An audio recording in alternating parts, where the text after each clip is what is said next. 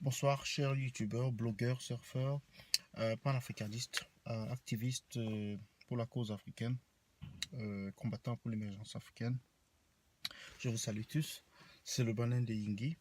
Alors, j'aimerais rebondir sur la vidéo que j'ai faite en journée sur la présence ou l'extradition de Monsieur Ayuk Siseko Tabé, le leader amazonien, vers le Cameroun.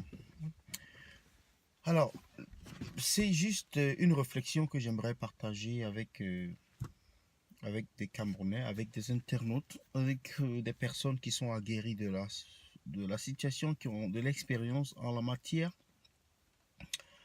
C'est que ce qui se passe au Cameroun n'est pas quelque chose d'unique ou bien quelque chose de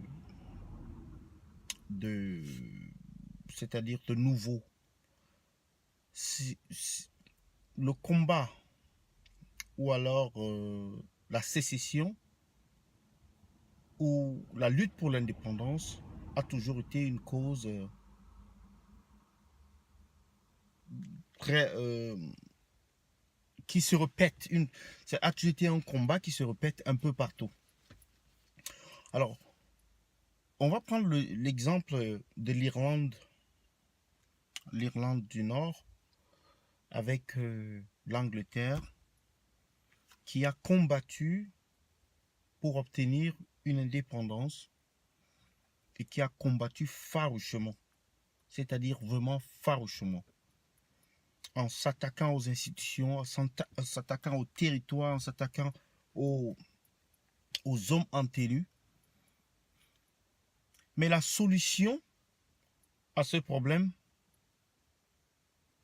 était simplement le dialogue.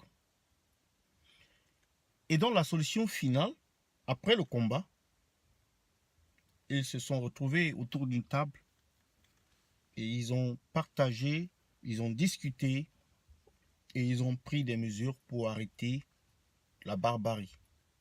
Parce que la barbarie, elle est presque toujours dans les deux camps. Et aujourd'hui, il y a une paix qui dure des dizaines d'années maintenant. Alors que simplement, on s'entêtait à faire la guerre. La guerre ne mène à aucune solution durable. La guerre a certes des solutions, c'est-à-dire immédiates, mais qui ne vont pas perdurer. Les solutions de la guerre ne perdurent jamais. Vous n'avez qu'à voir, lorsque Osama Ben Laden a été éliminé, l'idéologie n'a pas été effacée. L'idéologie n'a pas été éradiquée. Si l'idéologie avait été éradiquée, alors on n'aurait pas eu quelque chose aussi barbare, aussi brutal, plus fort que Al-Qaïda, c'est-à-dire ISIS, l'État islamique. Donc l'État islamique est né de la dislocation pratiquement de Al-Qaïda. Donc c'est dire que s'attaquer à des leaders d'un mouvement qui représente une opinion, une idée, ne résout pas le problème de fond. Il peut certes donner des victoires, une victoire qui est immédiate, apparente, mais qui au fil du temps se transforme en défaite. Parce que soit les gens vont se radicaliser, soit cette partie de radical va devenir encore plus dure et plus radicale, soit simplement même les modérés vont devenir radicaux. Donc c'est le risque ici de l'enlisement de la crise qui est en jeu. Donc, on ne sait pas où est-ce que le régime en place va s'étendre sur cette affaire. Mais connaissant le régime en place et par expérience sur des situations similaires, et comme ils l'ont toujours fait sans faille depuis le début de la crise, la violence a été leur premier choix. Le divertissement a été leur devise. La négociation étant toujours leur faible. Mais rien ne pourra être résolu dans cette crise par la violence.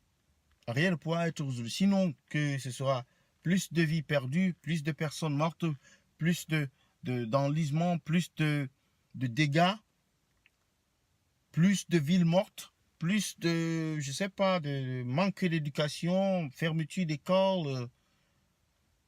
Bref, ce sera pire qu'avant. Et donc, c'est juste parce que ce que ça fait, en fait, ça fait comprendre à certaines personnes qui sont radicaux, qui avaient peut-être perdu espoir et comme ça, mais que mais non, mais ce gouvernement, il ne veut pas de nous, il ne veut pas négocier, il ne veut rien, il va juste pour arrêter. Par contre, si le régime en place entame des négociations avec des personnes arrêtées plutôt que de les persécuter, plutôt que de les emprisonner, plutôt que de les condamner, alors là, on pourrait, n'est-ce pas, aller dans le sens de la résolution de la crise et d'une solution durable. Donc, c'est prendre des exemples un peu partout dans le monde où on a essayé la force, où on a condamné, mais l'idéologie, elle est là. Le problème de fond, il est là. Et il demande à être résolu.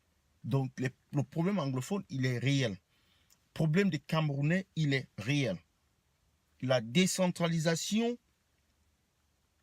poussée vers un fédéralisme, c'est ça la solution. C'est ça la solution à ce problème. Et la suite, elle est peut-être négociable. Mais bon, sur ce, je vais vous quitter. Je vais laisser la vidéo à ce niveau, tout en vous disant que selon les sources que j'ai pu consulter par-ci, par-là, cette extradition a eu lieu le vendredi, c'est-à-dire le 26, vendredi 26, c'est-à-dire 3 semaines jour pour jour après leur arrestation au Nigeria. Et on ne sait pas où ils se trouvent au Cameroun, mais ils sont à Yaoundé. Donc sur ce, je vais laisser la vidéo et j'attends vos commentaires, partagez, abonnez-vous et à bientôt. Il y aura beaucoup de vidéos à ce sujet. Donc ça, ce n'est qu'une seule de ces vidéos-là. Donc il y aura beaucoup de vidéos, forcément, parce que c'est une affaire qui vient juste d'être révélée. C'est une affaire qui vient juste de naître. Et donc, on aura beaucoup à dire à ce sujet. J'attends vos commentaires. À bientôt.